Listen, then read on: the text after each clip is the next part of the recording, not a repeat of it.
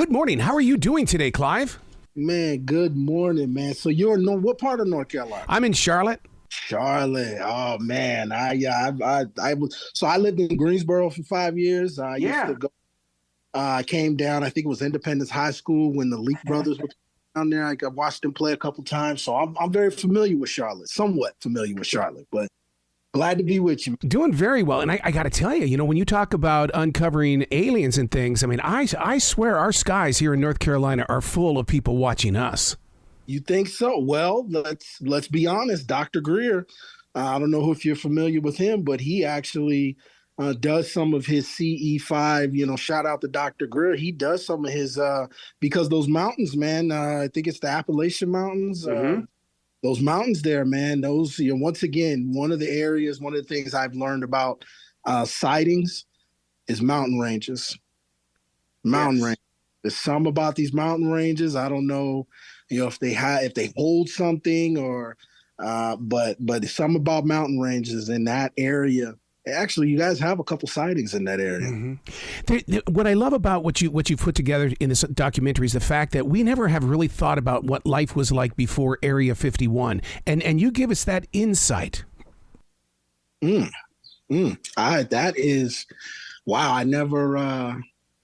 When I got into this filmmaking, my close colleagues, investors were like, stay away from Area 51. There's enough of that information. But on the flip side, living in Phoenix, Arizona, about certain historical things that have taken place that the rest of the nation, let alone the world, does not know. So when it comes to Phoenix, Arizona, pretty much was, and I'll give you guys a little insider, it's pretty much the Area 51 before Area 51 took place. Now, there's a connection that I'm going to make, I'm actually doing chapter 5 right now. And there is a specific highway. I'm going to just do this for North Carolina. There's a specific highway here in Arizona that was developed the same time that Area 51 went online. And it's a highway that doesn't really make sense in the valley in Phoenix. It just doesn't make sense. If you know the highway system, there's the 10, there's the 17 going up into Flagstaff, and then we have the 101 and the 202 that circle the outer areas. But there's this one specific highway that went online the same exact time Area 51 did. And there's just major connections, not only to this highway, but the mountain range that's connected to the highway.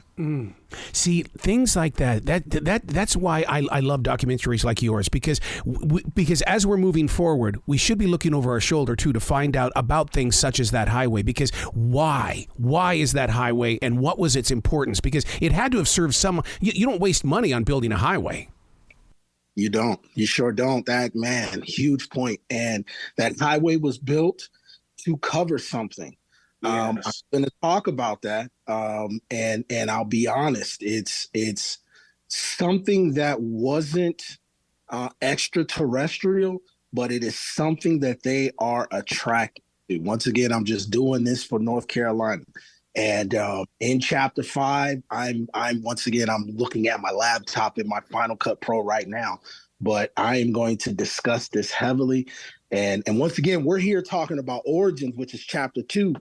So that lets you know there's 3, 4, and then 5, which will all hopefully be out this year when it comes to this series. But yeah, there's a lot of stuff that really Arizona was a hidden gem, still is when it comes to military activities. There's a lot of stuff that takes place. You got to look at Travis Walton. Walton happened in Arizona. The Phoenix Lights happened in Arizona. If you haven't seen Aliens Uncovered Origins, we talk about a specific sighting that produced the first UFO photos ever. And it happened a day before Roswell. Oh, my God.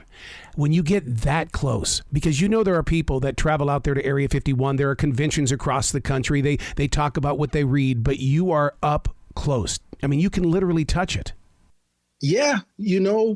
Vegas, I'm so once again with chapter 5, I'm interviewing somebody that actually films in the Las Vegas area in present day.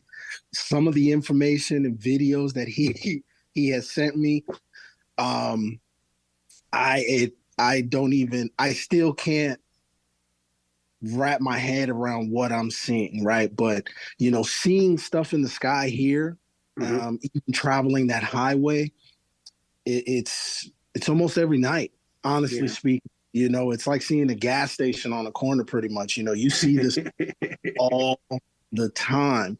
And like I was explaining to some of the other shows that I was on, it's the mountain range. When you look at the Kenneth Arnold sighting, when you look at Nome, Alaska, when you look at Vegas, Phoenix, even the ancient civilizations, the Mayans, all the way down into Peru, these multiple locations that aren't even in the same country, they share the same mountain range.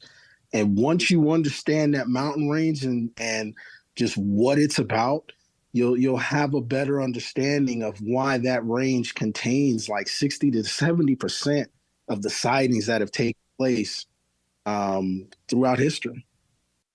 Let's go in the direction of those mountains. How do we know that they don't serve as a highway to those who are traveling in space?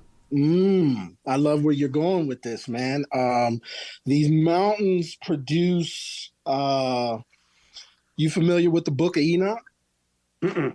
No. So the Book of Enoch, I would definitely read up on that. But it talks about, once again, this is just for North Carolina. It talks about how the angels, the watchers, would come from the heavens to earth. And one of the ways they would do that is Mount Hermon. And Mount Hermon, on the other side of the world, exactly, is Roswell. Real. Right? Yes, absolutely. Wow. This is 100% fact. So when you look at that and you sit back and ask this question, where do most militaries build their bases? Yep. Exactly. Yep. So study up on the Book of Enoch. That's a real important part of history that it gives you a lot of beginning information on, because you got to look at it in present day. We use the word aliens, right? But right. We didn't use that word 1,000 years ago, right? Just like the word marijuana. We didn't use the word marijuana 1,000 years ago. You can't find it anywhere. But you look up cannabis, man, there's thousands of years of documentations, pictorial information, healing traits, all that stuff. It's the same thing with aliens. What did we call them 1,000 years ago? You find that name, you'll find a whole bunch of information. Do you find yourself being an architect or an archaeologist, someone who knows the story from the past because they're reaching out to you saying, you know my story, share it? So I don't know if you've seen the first installment, which is Aliens Uncovered, ET or Man-Made. Living in Arizona, especially coming out here in '85, I was introduced to two gentlemen, really one at first. His name was Tom Collenborn, but he was a huge lost Dutchman explorer. And that really provided a direction because my father wasn't here, coming from South Philly to Phoenix. So that really was something that captivated my mind, which was digging in the dirt, looking for the Lost Dutchman, which is a rare gold mine that's here in Arizona. And I eventually wanted to be an archaeologist.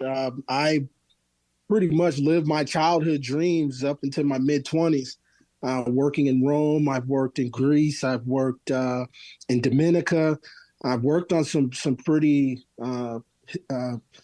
nice sites, like some real interesting stuff. But I took one business class in college and started photography, got into film and all this stuff. Now, present day, I'm really looping back around with my childhood dreams and just presenting this information in a entertainment, but educating at the same time. Because once again, there's enough stuff that's pushing the fear. And I mean, it's easy to join that group.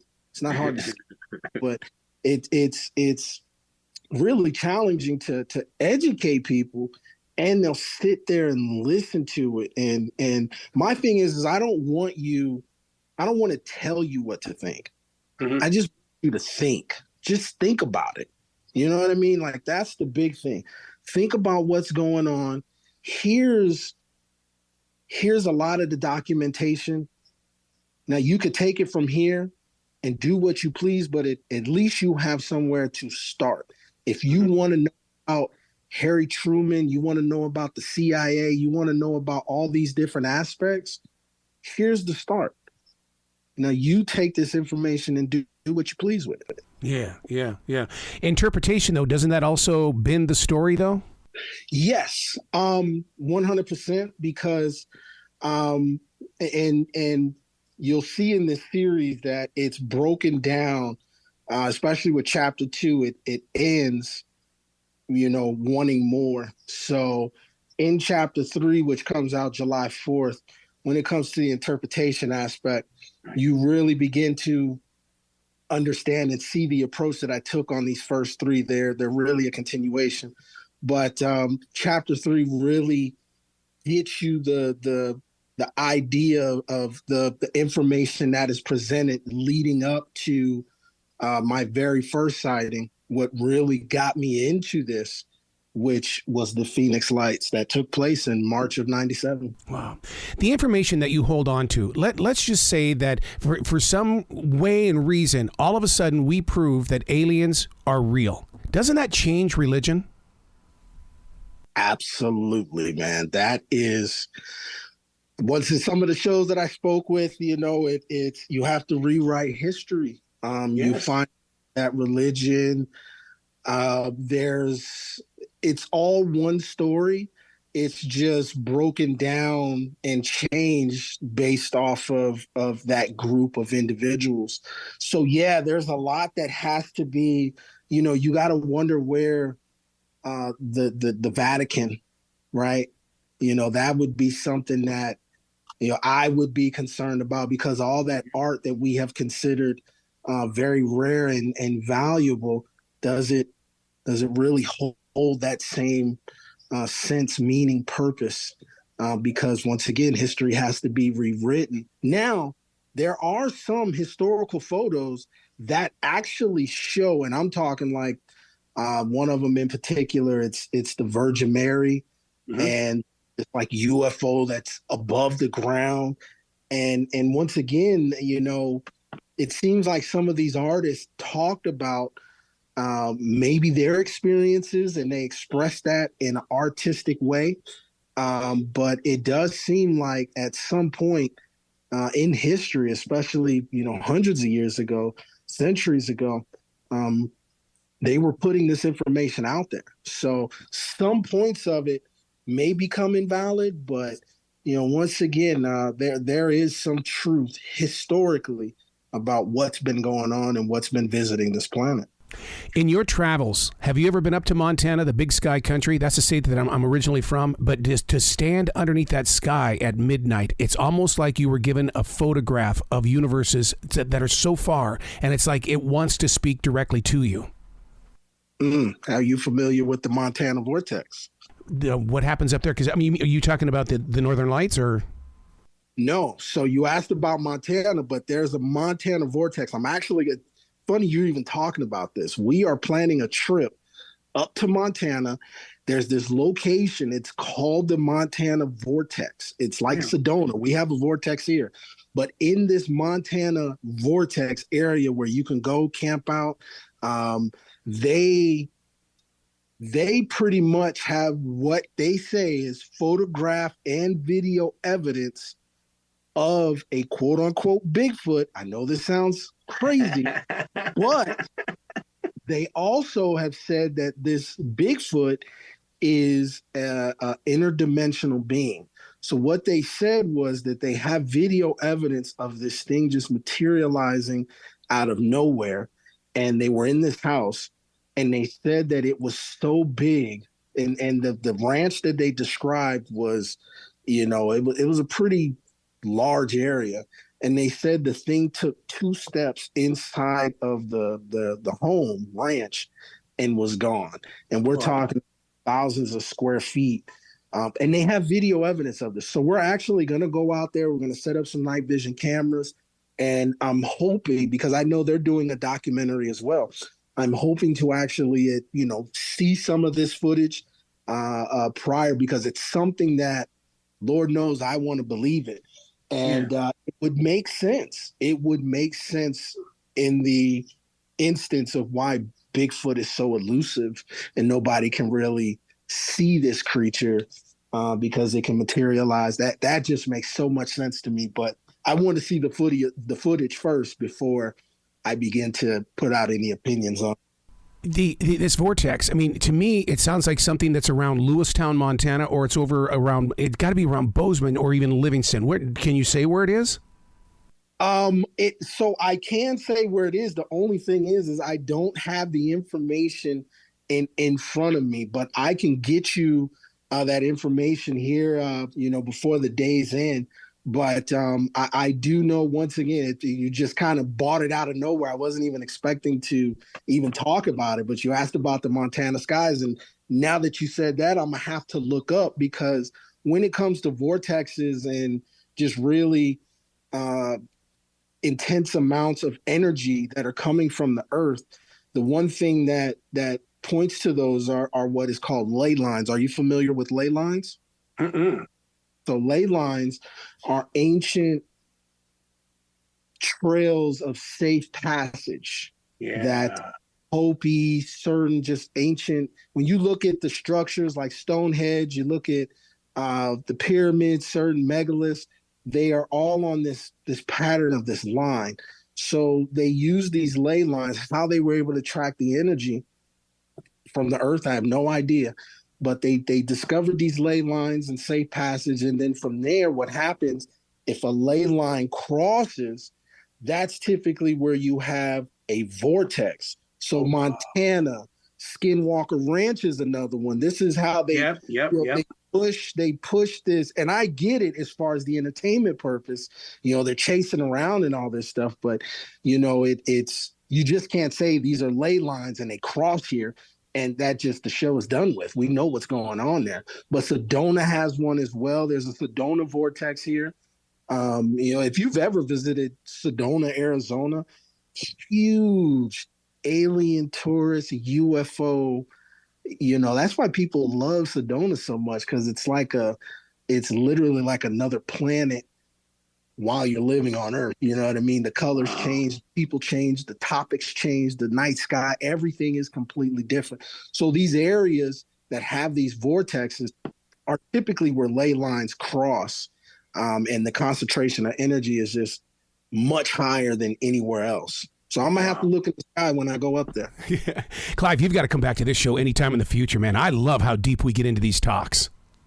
Hey, man, I'm with it, man. Anytime you want me to come talk to you, just let me know. I'm there. All right, man. Will you be brilliant today, okay? I appreciate you. You do the same. Thank you. Thank you, sir.